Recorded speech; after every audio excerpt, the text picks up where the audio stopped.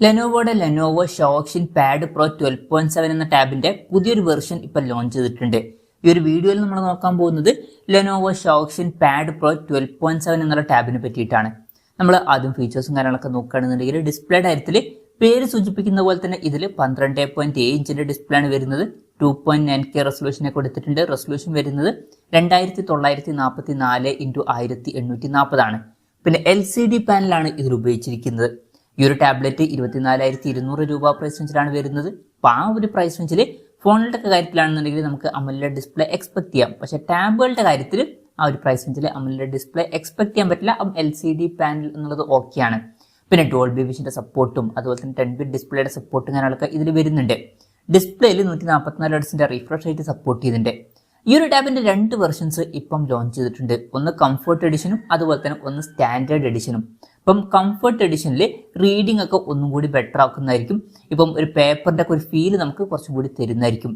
പിന്നെ ഈ ഒരു ടാബിൽ സ്റ്റൈലസ് പെന്റെ സപ്പോർട്ടും അതുപോലെ തന്നെ കീബോർഡിന്റെ സപ്പോർട്ടും കാര്യങ്ങളൊക്കെ വരുന്നുണ്ട്. ഈ ഒരു ടാബിൽ മെറ്റൽ ബോഡിയാണ് കൊടുത്തിരിക്കുന്നത്. പ്രോസസറിന്റെ കാര്യത്തിലോട്ട് വരികയാണെന്നുണ്ടെങ്കിൽ MediaTek Dimensity 8300 എന്ന പ്രോസസർ ഈ ടാബിൽ കൊടുത്തിട്ടുണ്ട്.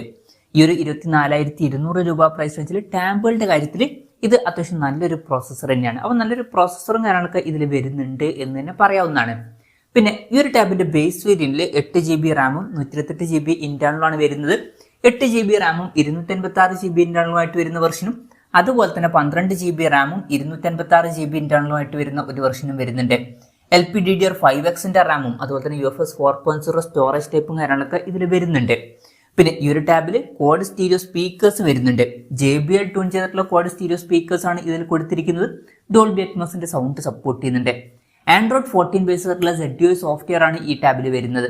ക്യാമറയുടെ കാര്യം പറയുകയാണെന്നുണ്ടെങ്കിൽ ടാബിന്റെ പിന്നിൽ സിംഗിൾ ക്യാമറ ആണ് കൊടുത്തിരിക്കുന്നത്. 8 മെഗാ പിക്സലിലെ ക്യാമറ സെൻസർ ആണ് വരുന്നത്. പിന്നെ ഫ്രണ്ടിലും 8 മെഗാ പിക്സലിലെ ക്യാമറ സെൻസർ കൊടുത്തിട്ടുണ്ട്. ബേസിക് ആയിട്ടുള്ള ക്യാമറ സെറ്റപ്പ് ആണ് വരുന്നത്. ടാബുകളുടെ കാര്യത്തിൽ അത് ഓക്കെയാണ്. ക്യാമറ എന്നുള്ളത് അത്ര വലിയ ഇമ്പോർട്ടൻ്റ് ആയിട്ടുള്ള ഒരു കാര്യമൊന്നുമില്ല.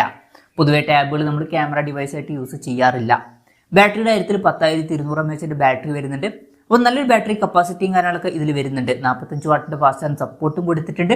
പിന്നെ Type-C ചാർജിംഗ് പോർട്ടും ഇതിൽ വരുന്നുണ്ട്. അപ്പോൾ നല്ലൊരു ബാറ്ററി സെറ്റപ്പും കാര്യങ്ങളൊക്കെ ഈ ടാബിൽ വരുന്നുണ്ട് എന്ന് പറയാവുന്നതാണ്. അപ്പം ഇതൊക്കെയാണ് ഫീച്ചേഴ്സിനെ പറ്റി പറയാനുള്ള കാര്യങ്ങൾ.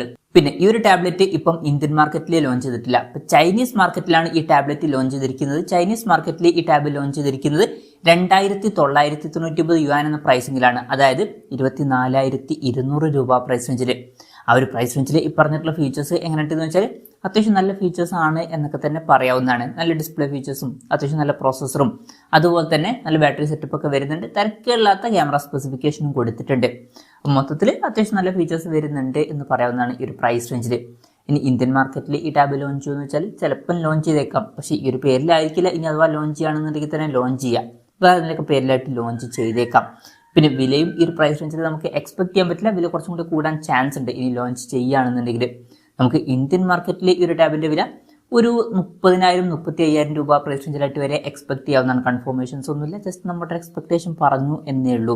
പിന്നെ ഇന്ത്യയിലെ ലോഞ്ച് ഡേറ്റിനെ പറ്റിയിട്ടുള്ള എന്തെങ്കിലുമൊക്കെ ന്യൂസുകൾ വരികയാണെന്നുണ്ടെങ്കിൽ അതിനെ പറ്റിയിട്ടുള്ള വീഡിയോസ് ഒക്കെ നമ്മൾ ചെയ്യുന്നതായിരിക്കും. അപ്പം അതുപോലുള്ള വീഡിയോസ് ഒക്കെ കാണാൻ താല്പര്യമുണ്ടെന്നുണ്ടെങ്കിൽ ഈ ചാനൽ സബ്സ്ക്രൈബ് ചെയ്യാവുന്നതാണ്. എന്തായാലും ലെനോവോയുടെ ലെനോവോ ഷോക്സിൻ പാഡ് പ്രോ 12.7ന്റെ പുതിയ വെർഷൻ ഇപ്പോൾ ലോഞ്ച് ചെയ്തിട്ടുണ്ട്. ഈ ഒരു ടാബിനെ പറ്റിയിട്ടുള്ള നിങ്ങളുടെ അഭിപ്രായം ജസ്റ്റ് ഒന്ന് കമന്റ് ചെയ്യുക. അതുപോലെ തന്നെ ഈ ഒരു ടാബ്ലറ്റ് ഇന്ത്യൻ മാർക്കറ്റിൽ നിങ്ങൾ ഏത് പ്രൈസിങ്ങിലാണ് എക്സ്പെക്ട് ചെയ്യുന്നത് എന്നുള്ള കാര്യം കൂടി ജസ്റ്റ് ഒന്ന് കമന്റ് ചെയ്യുക.